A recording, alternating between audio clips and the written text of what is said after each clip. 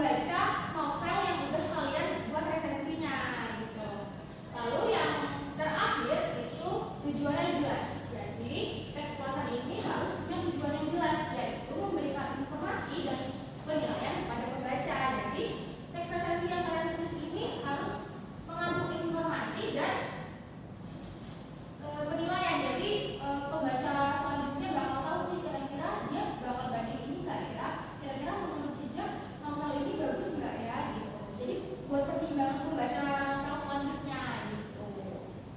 Nah, dari sini ada yang ditanyain kan tentang ciri-ciri dari teks ulasan. Apa masih ada yang belum jelas?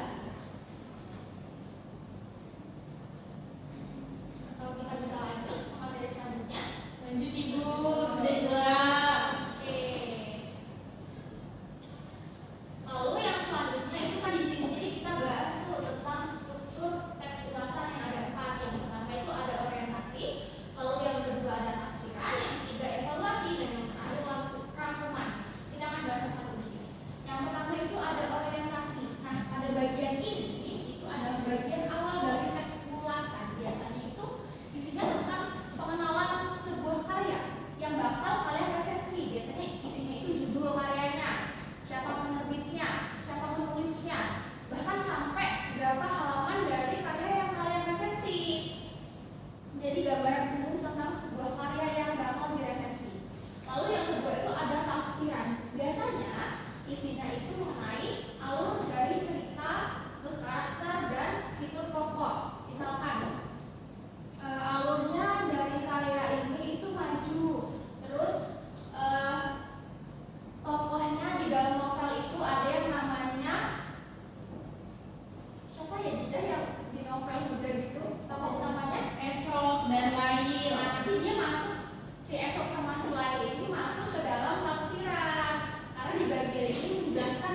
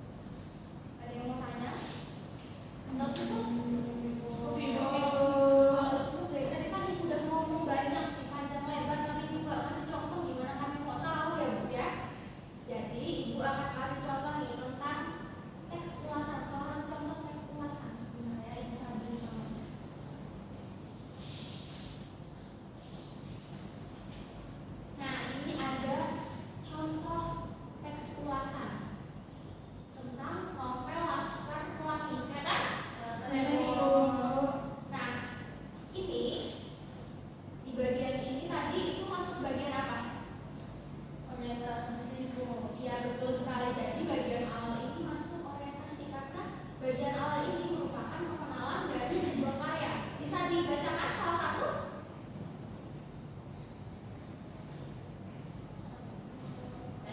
Boleh. Identitas buku. Judul Laskar Pelangi. Penulis Andrea Piata. Penerbit Bentang Pustaka. Tahun terbit 2005. Jumlah halaman 529 halaman. Baik, terima kasih Rita. Jadi ini merupakan bagian orientasi dari teks ulasan. Lalu kita cari nih struktur yang lainnya. Tafsiran. Nah, ini 3 paragraf ini merupakan struktur bagian tafsiran karena isinya itu tentang pengenalan tokoh serta alur. Jadi di sini ibu bacakan ya. Novel Laskar Pelangi merupakan karya seorang pengarang, Andrea Hirata. Novel ini juga merupakan buku pertama dari rangkaian teatralogi Laskar Pelangi. Saat ini diketahui novel Laskar Pelangi mendapatkan predikat sebagai buku sastra Indonesia terlaris sepanjang sejarah. Oh, ternyata di paragraf pertama ini masih masuk ke dalam orientasi karena masih masuk pengenalan karya. Nah, untuk paragraf kedua dan ketiga ini masuk ke bagian tadi, ayo tafsiran ya. Di sini udah mulai dikenal nih. Laskar Pelangi ini menceritakan tentang 10 bocah. Lalu ini bermula dari SD. Terus ini diceritakan nih alurnya. Novel ini masih sampai bahwa ini masih masuk ke dalam orientasi. Jadi untuk tafsiran itu sampai ke bagian sini, sampai di Universitas Sorbonne Paris. Lalu paragraf selanjutnya itu sudah masuk ke dalam bagian apa? Evaluasi. Untuk 2 paragraf ini masuk ke dalam bagian evaluasi karena ini sudah berisi tentang penilaian terhadap sebuah karya. Lalu yang terakhir ini masuk ke dalam rangkuman, yaitu kesimpulan atau rekomendasi dari penulis resensi tersebut. Seandainya ada penjelasan mengenai bagaimana Lintang memperoleh ilmu pengetahuan yang luar biasa itu, misalnya melalui buku-buku berkualitas dari Kapelan Singgah, maka cerita akan lebih masuk akal. Oke?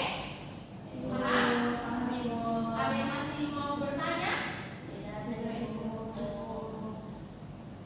Tadi kan kita udah bahas mengenai teks ulasan, pengertian, struktur, ciri-ciri.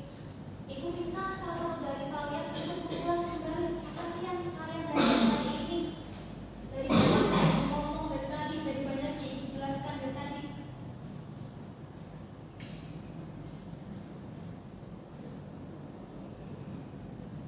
Ada yang mau mengulas kembali tentang ciri-ciri dari yang 5 tadi? Sebutin 3 aja. Saya Ibu. Oke, boleh siapa? Zisa atau Raihana? Raihana Ibu. Oke, Raihana boleh Raihana. Baik Ibu, untuk ciri-ciri teks ulasan itu yang pertama ada berisi penilaian. Berisi penilaian ini mengandung penilaian baik dan buruk. Lalu yang kedua itu didukung fakta. Pada penilaian teks ulasan itu berisi didukung oleh fakta yang relevan dan dapat dipertanggungjawabkan. Lalu yang ketiga struktur baku. Teks ulasan umumnya memiliki struktur yang terdiri dari orientasi, tafsiran, evaluasi, dan rangkuman. Lalu selanjutnya bahasa formal. Ini bahasa formal yang digunakan cenderung formal dan objektif. Lalu yang terakhir itu tujuan jelas.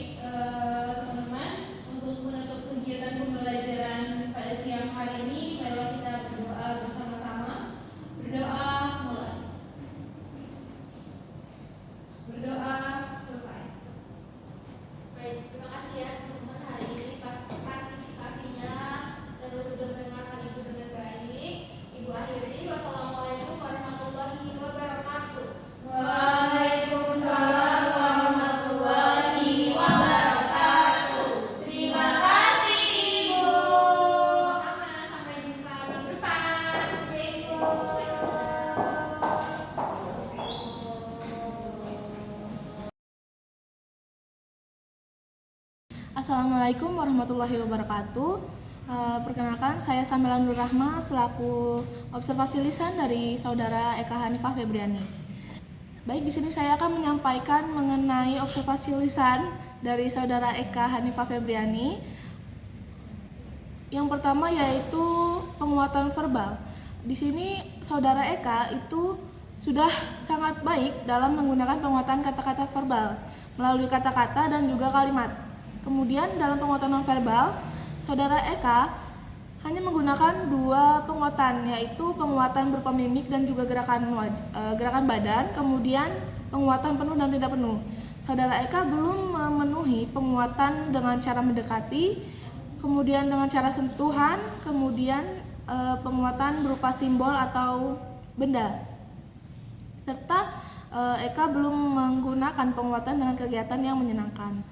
Kemudian cara penggunaan yang dipakai oleh saudara Eka yaitu penguatan kepada sekelompok siswa, kemudian penggunaan kepada pribadi tertentu, kemudian saudara Eka juga memberikan penguatan dengan secara langsung gitu kepada siswa-siswanya. Kemudian saudara Eka juga menggunakan variasi dalam penguatannya. Untuk prinsip penggunaannya, saudara Eka melakukan kehangatan dan keantusiasan kepada siswa, kemudian kebermaknaan, dan juga saudara Eka dapat menghindari penggunaan respon yang negatif. Mungkin itu saja yang dapat saya sampaikan. Saya akhiri, wassalamualaikum warahmatullahi wabarakatuh.